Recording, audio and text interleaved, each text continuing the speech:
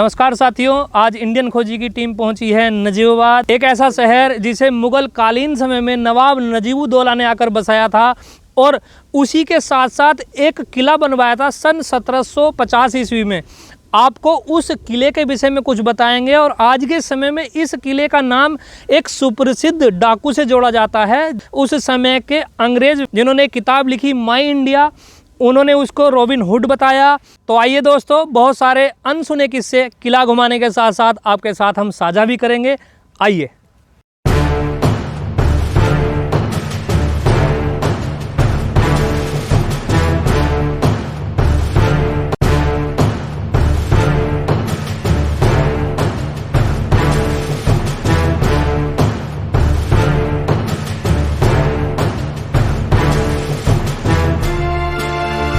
तो दोस्तों, जैसा कि मैंने आपको बताया, सन 1750 में नवाब नजीबुद्दौला जी ने ये किला बनवाया था। कुछ इतिहास के जानकार बताते हैं कि इसे अंग्रेज़ों द्वारा ध्वस्त किया गया। कुछ का कहना है कि नजीबुद्दौला पर मराठों ने हमला किया था और मराठों ने इस किले को विध्वंस कर दिया था। उसके बाद से ये किला वीरान पड़ा था। आज के समय की अगर मैं बात करूं तो आज के समय में इस किले की केवल 4 दीवारी और ये जो मुख्य दरवाज़ा जहां पर हम खड़े हैं और इसके अलावा एक और गेट जो पूरब की साइड खुलता है वो बचा हुआ है। बीच का जो भी स्ट्रक्चर या जो भी बना हुआ था वो मराठों द्वारा तोड़ दिया गया था। तो साथियों, पहुंच चुके हैं किले के मध्य में। जब ये वीरान हुआ था और जब से लेकर बहुत लंबे समय तक ये वीरान बना रहा और आज के समय में अगर मैं बात करूं तो इसके बीच का जो एरिया है लगभग 100 एकड़ है और आज यहाँ बच्चों के खेलने का स्थान और पर्यटकों के घूमने का स्थान के रूप में यह स्थित है। उस समय जब ये वीरान रहा तो 1915 के आसपास एक चर्चित डाकू हुआ उस समय सुल्ताना, उसने इस किले को वीरान देखकर यहाँ आकर शरण ली और ऐसा माना जाता है कि उसकी जो डाकुओं की फौज थी उसमें 300 लोग थे और वो आसपास के बहुत लंबे एरिया में चोरी किया करते थे और लूट का माल इस किले में आकर छुपाते थे। इतिहास के जानकार आज भी यह बताते हैं कि उसके द्वारा लूटा गया माल इस किले के मध्य में कुआं बना हुआ है, उसमें आज भी दफन है। तो दोस्तों, यही वो कुआं है जिसके विषय में मैंने आपको बताया था। अभी तो ये अट चुका है, लेकिन उस समय में ये काफ़ी गहरा हुआ करता था। यहाँ पानी पीने का साधन भी था ये, और इसी कुएं में बताया जाता है कि वो खजाना आज भी छुपा हुआ है। इतिहास के जानकार बताते हैं कि सुल्ताना का जन्म मुरादाबाद के हरथला गाँव में भातु वंश में हुआ था। भातु खुद को महाराणा प्रताप का वंशज मानते हैं और इतिहास के जानकार यह भी बताते हैं कि जिस समय अकबर और महाराणा प्रताप का युद्ध हुआ था उस समय भातु पूरे भारतवर्ष में फैल गए थे। सुल्ताना डाकू को उस समय गरीब समाज अपना मसीहा मानता था, क्योंकि उसके विषय में यह कहा जाता है कि वो अमीरों से लूटकर गरीबों को दिया करता था। और यह बात इसलिए भी सिद्ध हो जाती है, उस समय एक अफसर थे जिम कॉर्बेट, उन्होंने एक किताब लिखी माई इंडिया। माई इंडिया में उन्होंने सुल्ताना डाकू को इंडियाज़ रॉबिन हुड की उपाधि से नवाजा। सुल्ताना एक आम डाकू की तरह नहीं था, उसका चोरी या डकैती करने का अंदाज बिल्कुल निराला था। वो जहाँ भी डकैती करता था, डकैती करने से पहले वहाँ चिट्ठी भेजकर बता देता था कि हम उस दिन उस समय आपके यहाँ डकैती करने आएंगे।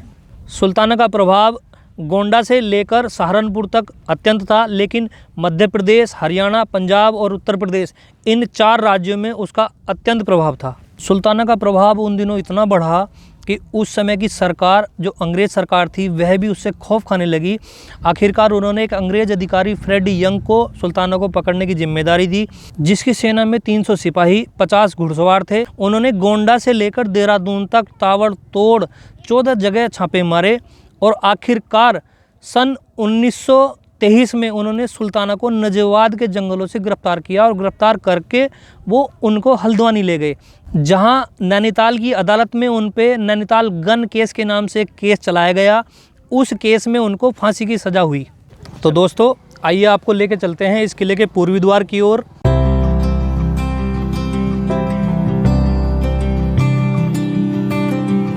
तो साथियों, यह किले का पूर्वी द्वार है। इसके जो पीछे गांव है महावतपुर बिल्लोच है। आज के समय में अगर मैं बात करूं तो किले का काफ़ी हिस्सा ध्वस्त हो चुका है। ये दोनों द्वार भी आप देखते हैं कि जर्जर अवस्था में बचे हुए हैं, लेकिन यह किला बहुत ऐतिहासिक है और अपने आप में बहुत सारा इतिहास समेटे हुए आज भी खड़ा है। आज भी सुबह से लेकर शाम तक इस किले पर पर्यटकों का तांता लगा रहता है। बहुत दूर से लोग घूमने आते हैं, जैसा कि आप देख सकते हैं। यहाँ बच्चे खेलते भी हैं और बहुत सारी गाड़ियाँ आज भी आई हुई हैं, यहाँ लोग घूमने के लिए आते हैं। तो साथियों, अब पहुँचे हैं किले के उत्तरी पश्चिमी कोने पर। यहाँ पे एक भव्य महल हुआ करता था उस समय में, जो ध्वस्त कर दिया गया। आप देख सकते हैं ये आज भी उसकी नींव बची हुई है। तो साथियों, जिस समय सुल्तान डाकू यहाँ रहा करता था, उसने बहुत सारी सुरंग इस किले से बनवाई थी। उनमें से एक सुरंग के विषय में आपको बताता हूँ। ऐसी सुरंग कई सारी यहाँ मौजूद थी। एक सुरंग सीधी यहाँ से नजवात थाने में खुलती थी। कहा जाता है कि उस सुरंग के जरिए ही नजवात थाने से हथियार वगैरह सुल्तान डाकू चुरा लिया करता था। पुराने समय पे राजाओं पर हमला होना एक आम बात थी। उस समय के राजा जब भी किला बनाते थे तो सबसे पहला उनका जो मानक होता था वो सुरक्षा की दृष्टि से होता था। उसी को ध्यान में रखते हुए इस किले का निर्माण किया गया। इसकी दीवारें इतनी मोटी बनाई गई कि तोप और हाथी भी उसको ना तोड़ सकें। ये जो आप पीछे सीढ़ियाँ देख रहे हैं, ये किले की दीवार पर जाने का एक रास्ता है, जिससे पूरी चार दीवारी पर सिपाही जाते थे और इस किले का पहरा देते थे। आइए आपको दिखाते हैं।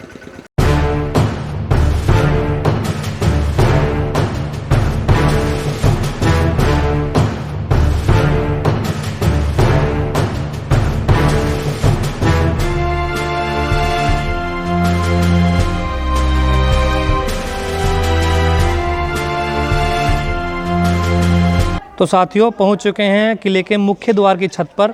ये काफ़ी बड़ा एरिया है और पुराने समय में यहाँ एक सेना की बड़ी टुकड़ी रहा करती थी और इस किले की चार दीवारी की जो पहरेदारी की नियुक्तियाँ होती थी वो शायद यहीं से होती होंगी। तो साथियों, आप जो ये रास्ता सा देख रहे हैं, ये रास्ता नहीं है, ये इस किले की चार दीवारी है, जो सुरक्षा की दृष्टि को देखते हुए लगभग 15 फीट की चौड़ाई से बनाई गई थी। आइए चलते हैं और कुछ विशेष बताते हैं। तो साथियों, पहुँचे हैं। ये किले की चार दीवारी के ऊपर लगभग 5 फीट की ये दीवार बनी हुई है। इसमें आप अगर देखेंगे तो अलग अलग एंगल पे ये झरोखे बने हुए हैं, जो नीचे को अलग अलग एंगल पर खुलते थे। जब भी कोई आक्रमण करता था तो विरोधी सेना का कोई सिपाही इसमें झरोखा ये जो बना हुआ है, अगर आप देखेंगे तो विरोधी सेना का अगर कोई सिपाही बिल्कुल दीवार के नज़दीक भी खड़ा हो जाता था तो उसको यहाँ से गोली मारकर गिरा दिया जाता था। देखिए आप, कितना बड़ा एरिया इस किले का है। यहाँ अभी हम टॉप पर हैं, पूरा व्यू आपको देखने को मिलेगा। यहाँ जब स्थानीय लोगों से हमारी बात हुई तो सबके मन में एक दबी सी इच्छा है, वह सब सरकार से निवेदन करना चाहते हैं। लगभग 100 एकड़ का ये एरिया है जो वीरान पड़ा हुआ है, ना इसकी कोई सफाई होती है और दिन प्रतिदिन यह किला और इसकी चार दीवारी खंडर में बदलती जा रही है। हम सरकार से निवेदन करेंगे कि इसका संज्ञान लें, इसमें कोई हॉस्पिटल, कोई यूनिवर्सिटी, कुछ भी बनाकर इस इतनी बड़ी जगह का कुछ सदुपयोग करें। हम पहुँचे तो एक ग्रुप हमें मिला है, आइए इनसे बात करते हैं। क्या नाम है आपका? मेरा नाम भीम सिंह है। भीम सिंह जी, कहाँ से आ रहे हैं आप लोग? हम यहाँ हरिद्वार से आ रहे हैं। हरिद्वार क्या करते हैं आप? कंपनी में जॉब करते हैं। अच्छा, कहाँ के रहने वाले हैं? हम अलग अलग गांव से आए हुए हैं। हम नेटोर के रहने वाले हैं। अच्छा। और ये और मंडी धरौना के और भी जगह के लोग आए तो हुए हैं। आपका पूरा ग्रुप किला देखने के लिए? जी, पूरा ग्रुप किला देखने के लिए आया हुआ है। बहुत अच्छी बात है। अपने इतिहास के विषय में हमें जानना भी चाहिए और घूमना भी चाहिए। बहुत बहुत धन्यवाद। तो साथियों, हमारे साथ यहाँ के स्थानीय निवासी महावतपुर से हैं। क्या नाम है भाई साहब आपका? शिवम। शिवम जी। शिवम जी, क्या करते हैं आप? जी बस पढ़ाई चल रही है बीए। कितने दर्शक आते हैं लगभग देखने के लिए? यहाँ तो आते जाते रहते, कम से कम 100-200 रोज घूमते फिरते हैं, दूर दूर के आते हैं। अच्छा, इस किले के विषय में हमें कुछ बताएं आप। बस क्या बताइए, ऐसे ही है, इससे सरकार गौर नहीं दे रही। बस 400-500 साल से ऐसे ही पड़ा है। इस पर कार्यवाही की जाए तो अच्छा रहेगा, इसमें कुछ बनना चाहिए। इन्हीं शब्दों के साथ हम आपसे विराम लेते हैं और मिलते हैं आपको एक नई वीडियो में। मैं हूं आपका दोस्त परवेंद्र चौधरी। टीम इंडियन खोजी को आप इसी तरह सपोर्ट करते रहिए, अपनी सलाह में देते रहिए। जय हिंद, जय भारत।